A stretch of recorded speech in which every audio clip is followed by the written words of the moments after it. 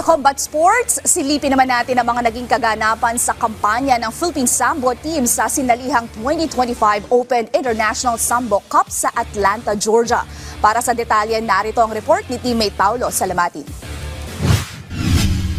Nagpakitang gilas ang Pilipinas Sambo Team sa naganap na 2025 US Open International Sambo Cup matapos makasungkit ng 3 ginto at 1 pilak na medalya sa Atlanta, Georgia. Ang prestiyosong paligsahan ay inorganisa ng USA Sambo at International Sambo Federation na dinaluhan ng mga daan-daang mahuhusay na atleta mula sa iba't ibang bansa.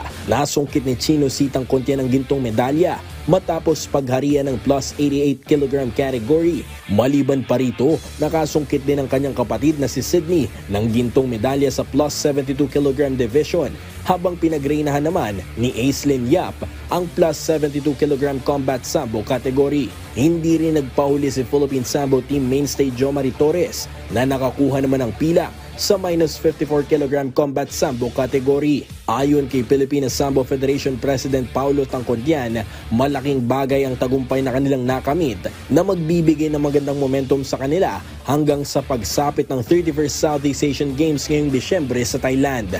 Paulo Salamatin para sa atletang Pilipino, para sa bagong Pilipinas.